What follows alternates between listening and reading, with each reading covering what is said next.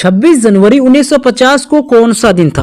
दोस्तों मात्र 5 सेकंड के अंदर आप बना पाएंगे, इससे ज्यादा समय नहीं लगेगा। देखिए इसके लिए आपको क्या करना होगा, 3 कोड याद रखना होगा। देखिए पहला महीना का कोड, दूसरा दिन का कोड और तीसरा शताब्दी का कोड, और उसके साथ में एक छोटा सा सूत्र याद रखना होगा जो कि अभी हम इसी वीडियो में हम आपको बताने वाला हूं। तो चलिए इस कोड के ऊपर एक बार नजर मारते हैं, उसके बाद क्वेश्चंस को सॉल्व करना शुरू करते हैं।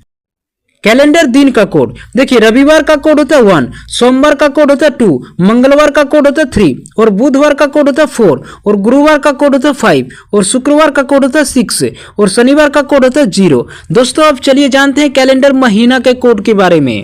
कैलेंडर महीना का कोड, देखिए जनवरी का कोड होता है 1, फरवरी का कोड होता है 4 और मार्च का कोड होता है 4 और अप्रैल का कोड होता है 0 और मई का कोड होता है 2 और जून का कोड होता है 5 और जुलाई का कोड होता है 0 और अगस्त का कोड होता है 3 और सितंबर का कोड होता है 6, अक्टूबर का कोड होता है 1 और नवंबर का कोड होता है 4 और दिसंबर का कोड होता है 6। दोस्तों जब आपका सवाल लीप वर्ष में पूछा जाए तो जनवरी और फरवरी महीना का कोड चेंज हो जाता है। देखिए जनवरी का कोड 0 हो जाता है और फरवरी का कोड 3 हो जाता है। आपको इतना ही याद रखना है। तो दोस्तों चलिए अब जानते हैं सेंचुरी कोड के बारे में।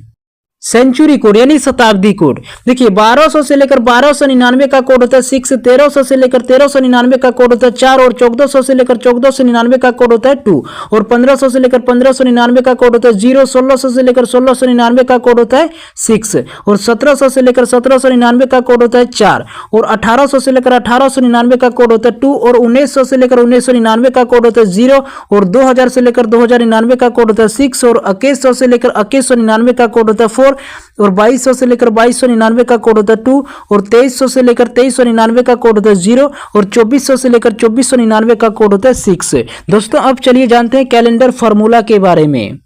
कैलेंडर फार्मूला, देखिए पहले आपको लिखना होता है दिनांक, उसके बाद आपको लिखना होगा महीना का कोड, उसके बाद आपको लिखना होगा वर्ष, वर्ष का आपको लास्ट 2 ही डिजिट लिखना होगा, उसके बाद आपको लिखना होगा लीप वर्ष, उसके बाद आपको लिखना होगा शताब्दी कोड और सभी को जोड़ के 7 से भाग दीजिए, आपका राइट आंसर आ जाएगा। उम्मीद है कि आपने कोड को अच्छी तरह से समझ लिया होगा। देखिए 26 जनवरी 1950 को कौन सा दिन था? तो दोस्तों सूत्र के अनुसार पहले आपको तारीख लिखना होगा। तारीख क्या दिया हुआ? 26 दिया हुआ है।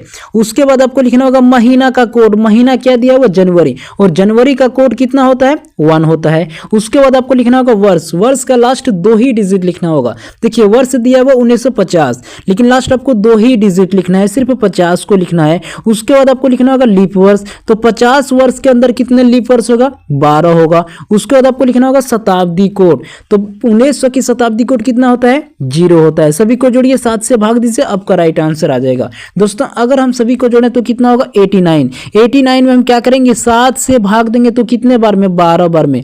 बरसते कितना होता है? 84। शेष आपका कितना बचा? 5। ये जो 5 बचा है अब पता कीजिए 5 जो होता है कौन सा दिन का कोड होता है? आपको याद होगा गुरुवार का कोड कितना होता है? 5 होता है, यानी बी ऑप्शन आपका राइट आंसर है।